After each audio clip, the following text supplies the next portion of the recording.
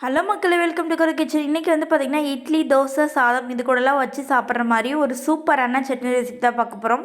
கொத்தமல்லி சட்னி எப்படி பண்ணுறதுன்னு வாங்க வீடியோக்குள்ளே பார்க்கலாம். அதுக்கு வந்து பார்த்திங்கன்னா ஃபஸ்ட்டு ஒரு கடாயில் 2 ஸ்பூன் எண்ணெய் ஆட் பண்ணிக்கோங்க. எண்ணெய் ஆட் பண்ணிவிட்டு எண்ணெய் ஓரளவுக்கு நல்லா சூடுனதுக்கப்புறமா 1 ஸ்பூன் உளுந்தம் பருப்பு ஆட் பண்ணிக்கலாம். அடுத்து வந்து பார்த்திங்கன்னா 4-5 வரமிளகா, 2 பச்சை மிளகாய் சேர்த்துக்கலாம். ஸோ இந்த பச்சை மிளகாய் சேர்க்கறதுனால டேஸ்ட் வந்து ரொம்ப சூப்பராக இருக்குங்க. அடுத்து வந்து பார்த்திங்கன்னா 4-5 பல் வந்து பூண்டு சேர்த்துக்கலாம். அடுத்து சின்ன வெங்காயம் சேர்த்துக்கலாம். சின்ன வெங்காயம் வந்து பார்த்திங்கன்னா நான் ஒரு கைப்பிடி அளவு எடுத்து சேர்த்துக்கிறேன். ஸோ சின்ன வெங்காயம் கொஞ்சம் அதிகமாகவே சேர்த்திங்கன்னா சட்னி வந்து டேஸ்ட்டாக இருக்கும். இந்த சட்னிக்கு சின்ன வெங்காயம் மட்டும்தாங்க சேர்க்கணும். பெரிய வெங்காயமில் கூட நம்ம பண்ணலாம், பட் வந்து டேஸ்ட் அந்த அளவுக்கு இருக்காது. இந்த மாதிரி பண்ணிங்க அப்படின்னா இது இட்லி, தோசை, சாதம் இது அதுவும் சுட சுட சாதத்து கூடலாம் வச்சு சாப்பிட்டிங்கன்னா ரொம்ப செம்ம டேஸ்ட்டாக இருக்கும்.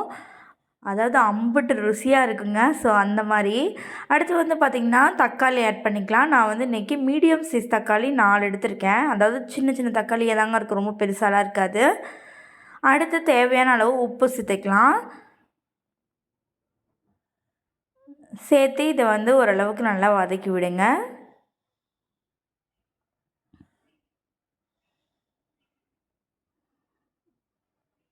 4 தக்காளி சேர்த்துருக்கனால நம்ம வந்து புளி சேர்க்க தேவையில்லைங்க. தக்காளி வந்து 1 இல்லை 2 மட்டும் சேர்த்திங்கன்னா கொஞ்சமாக புளி கூட ஆட் பண்ணிக்கலாம்.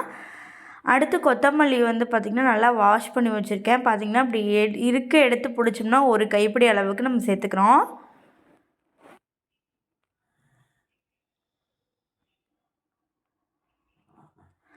ஸோ ஒரு கைப்பிடி அளவுக்கு நம்ம கொத்தமல்லி தழை சேர்த்தாச்சு. சேர்த்துட்டு இதையுமே வந்து பார்த்திங்கன்னா நம்ம நல்லா வதக்கி விடணுங்க. ஸோ கொத்தமல்லி எல்லாம் நல்லா வதங்கி வரணும். அப்போ தான் அந்த பச்சை வாசனை அடிக்காமல் நல்லா டேஸ்டியாக இருக்கும். இப்போ பார்த்திங்கன்னா கொத்தமல்லி இலை, தக்காளிலாம் அந்த மேல் தோலில் சுருங்கி சூப்பராக வதங்கி வந்துருச்சு நமக்கு.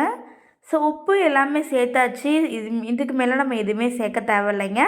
இதை வந்து அப்படியே நம்ம ஒரு மிக்ஸி ஜாரில் வந்து நல்லா ஆற வச்சுட்டு மிக்ஸி ஜாரில் சேர்த்து இது வந்து நமக்கு அரைச்சி எடுத்தோம் அப்படின்னா நமக்கு சூப்பரான கொத்தமல்லி சட்னி ரெடி ஆகிடும். ரொம்ப நம்ம நைஸாக அரைக்க தேவையில்லைங்க. லைட்டாக கொரகொரப்பாக அரைச்சி எடுத்துக்கலாம். அப்போ தான் டேஸ்ட்டாக இருக்கும்.